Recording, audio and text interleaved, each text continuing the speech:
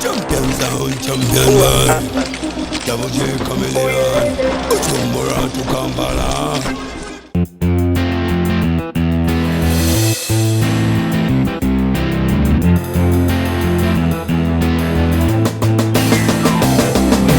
Mikari zidufasha iki mu gihe habaye amatati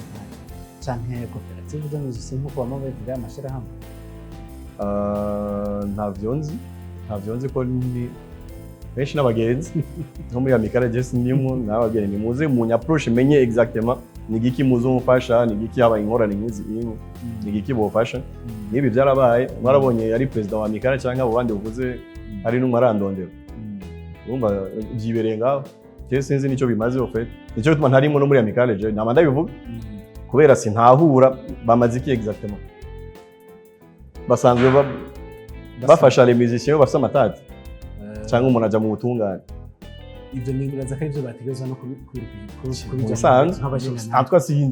sinzi kuko canke ni Mikari ya orchestre zimwe za kera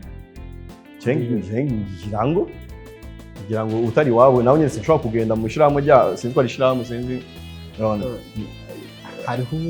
koperative ya Mikari mugurumva ko iyo habaye ingorane z'umuziki bo bategezwa kuba imbere bategezwa ko bari bo bashinga nahe byategezwa ko bariyo byaciye byateza mu none mubona ko journalist ari muko barabikurikirana nawe nyine bakora bikurikirana travel mwebwe nta numwe arandondera nta numwe arandondera nta numwe aravuga ati ibintu byari bimeze gute byatanguye gute aba journalist mwe muko murabimbaza alors que ari bo bari bakwiye kumbwira ati twumvise habaye ibi n'ibi hari numwe arampamagara ayivuze ngaho imbere ya kamera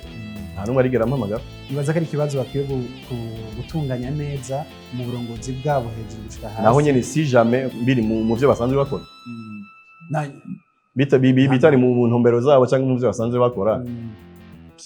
nibaza ko ari bo bakwiye kwikora